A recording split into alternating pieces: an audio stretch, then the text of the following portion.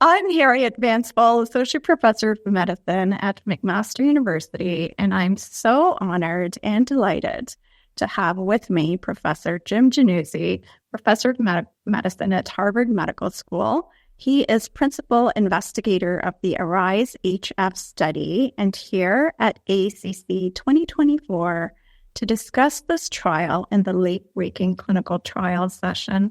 Welcome, Professor Januzzi. Thanks very much, Dr. Van Spall. Great to be here. Thanks for having me.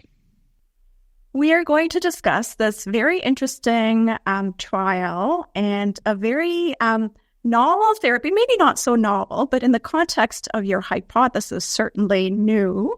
Tell us about your intervention and the hypothesis that you sought to test.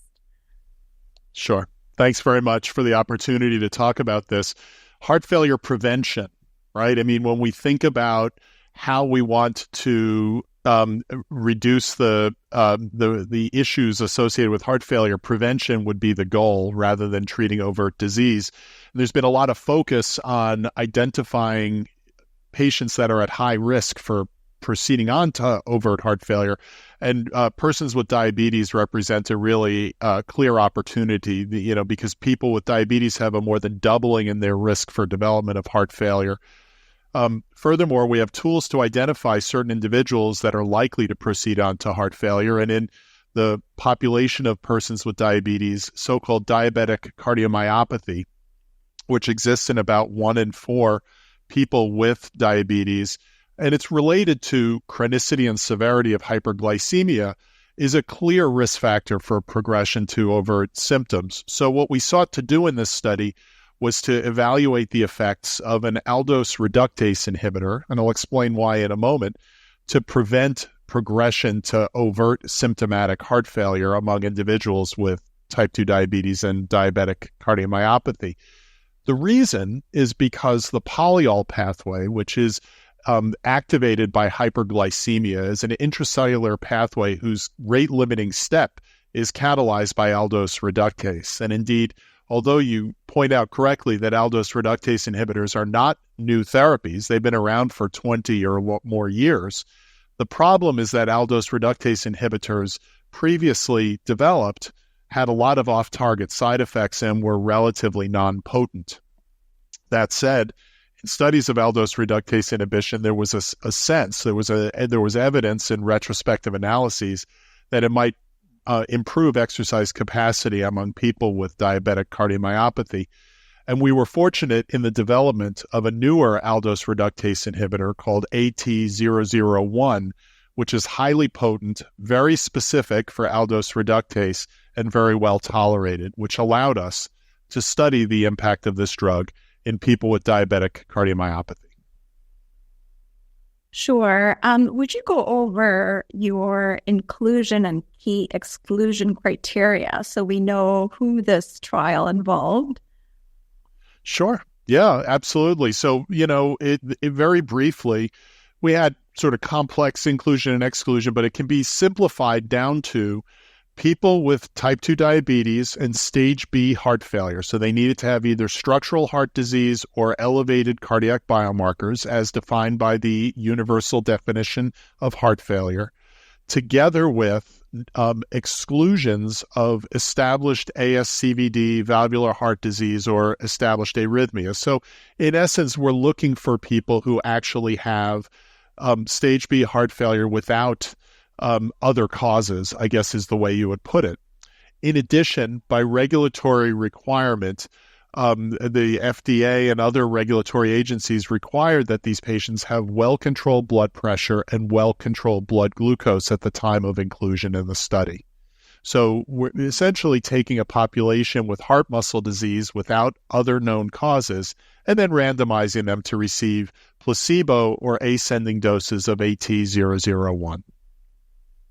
Sure. And the prevalence of ischemic heart disease is so high in patients with diabetes. And I probably would guess that many people would ask, why exclude people with ischemic heart disease? Was there any concern about safety or efficacy in this population, or was it merely to tease out those who had diabetes as the sole cause of It's the latter, actually, Harriette. Yeah. So really, and one could argue, for example, if diabetic cardiomyopathy is related to presence and severity of hyperglycemia, why restrict to patients with well-controlled blood glucose, right? A hemoglobin A1C less than 8.5 was an inclusion criterion. So, I mean, it's exactly as you say. The idea is to try to focus down on a population of patients who have the diagnosis of diabetic cardiomyopathy. But to be clear, in studies of DBCM, it certainly can coexist with individuals with coronary disease or valve disease. The problem is when we're trying to get down to mechanistically what's driving the impaired exercise capacity in these patients, which was also an inclusion criterion. They had to have impaired peak VO2 in order to participate. We didn't want to be enrolling patients with active ischemic heart disease where the treatment would be a very different intervention. Sure. Tell us about the study design then. Yeah, so patients had a cardiopulmonary exercise test at baseline to evaluate their eligibility. If they had a peak VO2 less than 75% of age and sex match controls, they were then randomized to receive placebo or ascending doses of AT001. We looked at a lower dose at 1,000 milligrams twice daily and a higher dose at 1,500 milligrams twice daily. Now, the higher dose was the dose that we were intent on studying based on the phase 2 studies of the drug. The lower dose was included as part of a regulatory request, but the primary endpoint was a comparison between placebo and high-dose AT001 after a 15-month treatment duration. Patients had a second cardiopulmonary exercise test, and the goal was to look at the effects of AT001 to stabilize exercise capacity. So we looked at the difference in peak VO2 between placebo and high-dose AT001 at the 15-month time point. In addition, when randomized, we stratified patients on the basis of their region of enrollment, their baseline cardiopulmonary exercise test performance, as well as use of SGLT2 inhibitors or GLP-1 receptor agonists at baseline. Sure. Had there been a preceding dose finding or phase 2 trial to guide the dosing? What was the regulatory request about? Yeah, great questions. So there was, and the phase 2 experience suggested that 1,500 twice daily was both well-tolerated and effective in lowering circulating sorbitol concentrations. Through the activity of aldose reductase, sorbitol is generated, which is part of what leads to tissue injury as a cause of the polyol pathways damage. But the previous experience with aldose reductase inhibitors, which included off-target effects such as liver function abnormalities, kidney dysfunction, and other, nasty side effects from less specific and lower potency ARIs, has led to regulatory agencies asking us to look at lower doses. But the intention right from the start was to look at 1,500 as the goal dose. And what guided your selection of the primary endpoint? Yeah, so really wonderful question. When we look at individuals with stage B heart failure, it's very clear, and you see this, I'm sure, clinically as well, that although by definition stage B is neither past nor present symptoms of heart failure, it's pretty obvious that many patients with stage B heart failure who have never been given an overt diagnosis of heart failure actually have functional limitation. And indeed, when you look at individuals most likely to transition in relatively short order to symptomatic heart failure, one can identify folks that have reduced exercise capacity, really a phenotype in transition from asymptomatic cardiac dysfunction or pre-heart failure on their way to developing symptomatic failure. So we looked at this population as being a target because they are the most likely to develop overt symptoms within a relatively short period of time. Sure. So your primary endpoint was the difference between group difference in the change in peak VO2 from baseline to 15 months. What were your secondary endpoints? Yeah, great question. So you articulated the primary endpoint, and that was particularly between placebo and high dose AT001. The key secondary endpoints were a percentage of study participants that had a meaningful decrease in their peak VO2. In the CPED literature, that's a greater than or equal to 6% decrease. We looked at change in N-terminal proBNP concentration, as well as changes in feel and function endpoints, such as the KCCQ score, the physical activity scale for the elderly, which is essentially a questionnaire that assesses activity levels. And then lastly, we also looked at progression to symptomatic heart failure events as a secondary endpoint as well. Sure. What was your sample size and baseline characteristics in each group? In your group?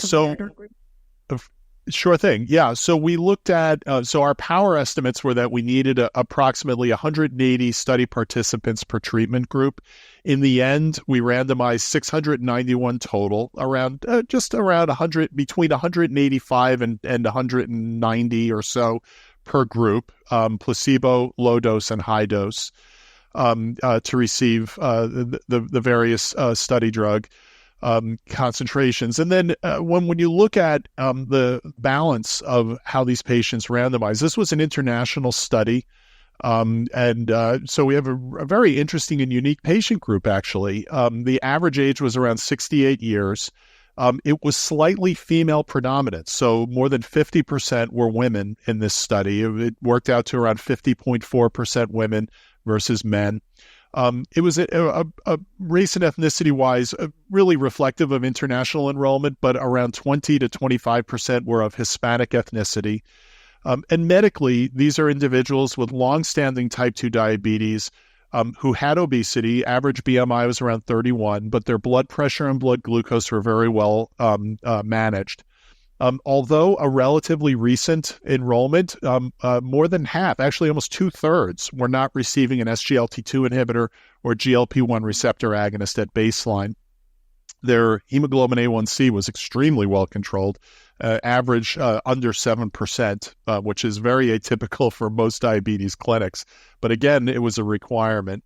And their baseline, and this is remarkable, this will resonate with you as a heart failure expert, their baseline peak VO2, which was by definition impaired to be included in the study, the average peak VO2 was 15.7. So these are people with very impaired exercise capacity, despite the fact that they were categorized as stage B heart failure. Right. So nice representative sample of those who have diabetes and are at risk of clinical heart failure. I, too, was surprised at the low uptake of SGLT2 inhibitors, in particular, given the comorbidities in this group, but reflective of routine practice where there's admittedly under-implementation of therapies. Tell us your primary findings. Yeah, absolutely, and agree entirely with the observation about SGLT2s and GLP-1s. So from baseline to 15 months, study participants treated with high-dose AT001 experienced no significant decline in their exercise capacity. They started and ended essentially at the same peak VO2 level that they started, that they had at randomization. Individuals treated with placebo had a significant decrement in their peak VO2, which was around a third of about 0.3 ml per kilogram per minute, which had a nominal p-value of 0.005 for decrease. Despite this difference, despite the apparent stabilization in exercise capacity in the high-dose AT001 patients and the decline in placebo, the least square mean difference of change between high-dose and placebo was 0.30, which was not statistically significant. Now, although exploratory in recognition of the neutral primary endpoint, among the pre-specified subgroup analyses, and we did very few actually, among the pre-specified subgroup analyses, we found that those individuals not receiving an SGLT2 inhibitor or GLP-1 receptor agonist at baseline, which was a pre-specified and stratified subgroup, the change in of those treated with AT001 was an increase in their peak VO2 by 0.08 and a decline in the peak VO2 in those treated in placebo by 0.54. So this mean difference of change of 0.62 was associated with an exploratory, albeit significant, p-value of 0.04, at least suggesting hypothetically an impact in this rather sizable population of patients in the study. So in light of clinical, the clinical benefits of these other therapies, how would you put your subgroup analyses in context? So we've had these large cardiovascular outcomes trials that so much about for the efficacy of SGLT2 inhibitors, for example, in patients with diabetes. What would your findings add to the current care of patients with diabetes? Sure. Yeah, it's a great question and one that we gave a lot of thought to as we prepared the manuscript. I think that it's important to emphasize that, if you look at the neutral primary endpoint, the subgroup analyses, as well as the secondary endpoints, all exploratory, of course, we see a similar pattern. A significant decline in peak VO2 was less frequent among those treated with AT001 overall, not statistically significant. In the non-users of SGLT2s or GLP-1s, it was significant. So we see an effect here that is possible overall, as well as in those that are non-users of these favorable cardiometabolic therapies. The first point I'd make is that the study was only 15 months in duration. So one could argue that a longer treatment duration might have revealed an effect even in those treated with SGLT2s or GLP-1s. Furthermore, we enrolled patients with very tightly controlled blood glucose. And I'll remind you that blood glucose is what triggers the polyol pathway to activate. And so, in theory, a more representative population of individuals with diabetic cardiomyopathy, regardless of the background treatments they receive, might have also seen an effect of the drug compared to what we saw in ARISE-HF. But I think more generally, when you think about who does and who does not receive an SGLT2 or a GLP-1, there are essentially two basic reasons I could envision. One being, of course, that there's therapeutic inertia, and there's no excuse for that, and these patients should be receiving the drugs. But there are reasons why these drugs are not used in clinical practice for one reason or another. And so I think it's fair to acknowledge that despite our enthusiasm as trialists, where we see the remarkable benefits of SGLT2 inhibitors and GLP-1 receptor agonists, in the real world, there are large gaps in adherence to using them. And those gaps may actually have clinical meaning where drugs like AT001 may have a role. So, what we suggest is that future studies really need to look very carefully at how this drug may fit into the care of individuals with diabetes, whether they are or are not receiving an SGLT2 or GLP-1 in the future. Sure. So you had, as you pointed out, no significant change in the between group difference of peak VO2. Were there any secondary endpoints among those you chose and pre-specified, so in biomarkers or KCCQ-E questionnaire, or the proportion of patients who had a decrease in peak VO2 that give pause for further consideration for longer studies? Yeah, great question. And indeed, I'd add that we had originally planned on a longer trial. The original design, which is published, notes that if the 15-month time point was neutral, that we would extend to 27 months, another year. But because of delays in enrollment, because of the COVID pandemic, there was an administrative decision to terminate the study at 15 months, unfortunately. So we'll never know if longer treatment would make a difference. But again, The 6% decline, a key secondary endpoint in peak VO2, was seen in around 42% of placebo patients and 36% treated with high-dose AT001, a relative reduction of 20%. In non-users of SGLT2 inhibitors or GLP-1s, it was 46% versus 32.7%, a 44% reduction. So, again, the trends follow the exploratory subgroup analyses.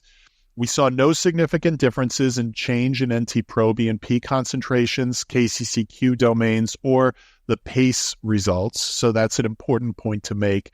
Lastly, interestingly, even though it was a secondary and also exploratory given the neutral primary endpoint, the number of overt heart failure events was lower in those treated with AT001 with a chi-square p-value of 0.01 for the frequency of events. They weren't common, 26 in the placebo arm, 11 in the low dose, and 14 in the high dose, but still that difference was statistically significant, lending further interest and enthusiasm to consider how we might think about this drug moving forwards.